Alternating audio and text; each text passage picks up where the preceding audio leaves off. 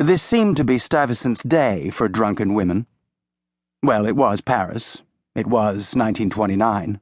What else could he expect? 2 hours after he'd taken Lulu for breakfast, there he'd even remembered her name, Harris Stuyvesant rapped on a polished wooden door.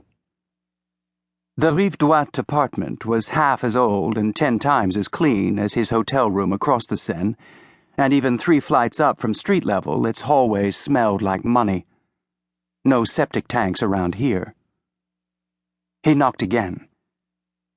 The girl had to be back from the Riviera, or Monte Carlo, or wherever she'd spent the summer, and the building's gorgon of a concierge had spoken on the telephone with someone in apartment 406 before reluctantly permitting him to pass 2 minutes ago. So, unless the resident had made a break over the roof tiles.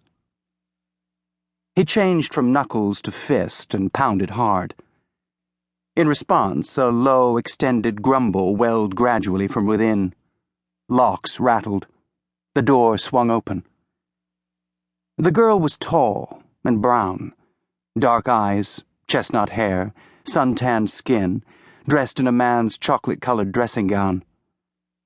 The most colorful things about her were 2 heavily bloodshot eyes, explained by the stale wine smell oozing from her pores. Colorful eyes and vocabulary. 3 years ago, when he'd come to France, Stuyvesant wouldn't have understood a thing the girl was saying, and even now he missed a few phrases.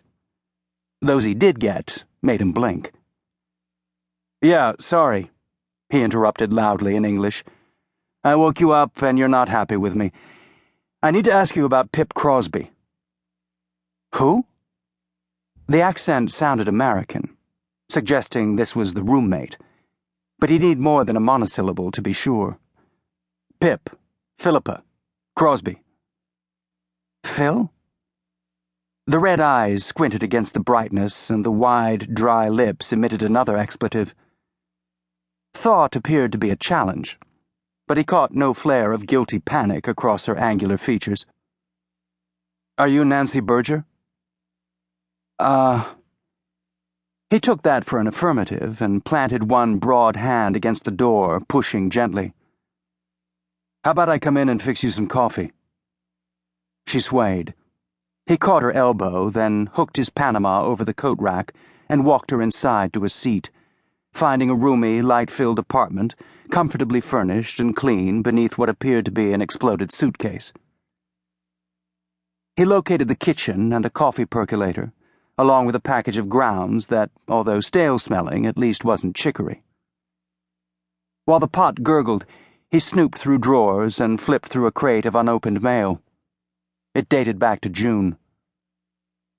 When the glass button showed dark, he poured 2 cups and stirred sugar into both, carrying them out to the next room. The brown girl sat unblinking on a bright orange settee, the gap in her robe creating a provocative degree of cleavage, though personally he preferred freckles to suntan. He pushed a cup into her hand, removed a pair of silk undergarments from the chair and sat down in front of her. "Drink," he ordered. "It'll help." Her eyes focused on the cup. She tried to speak, cleared her throat, tried again. "Milk?" "There isn't any." Her robe kept sagging. In a minute, one side or the other would be unfettered. She blew across the top, sipped, and croaked, "I don't take sugar." American, yes. She took another swallow. Soon she looked more alive and less queasy, and, more crucial, her straighter posture restored a degree of closure to her garments. He handed her the note that he'd left with the concierge on Saturday afternoon, which he'd found on the counter under a dusty boot. "I'm the one who wrote this, Miss Berger," he told her. "Harris Stuyvesant. I've been hired by Phil's mother and uncle to find her. Do you know where she is?" She shook her head and kept shaking it back and forth until Stuyvesant sharply repeated the question. "No," she responded. "Sorry, I don't. She went off with a friend, God, months ago." "Which friend is that?"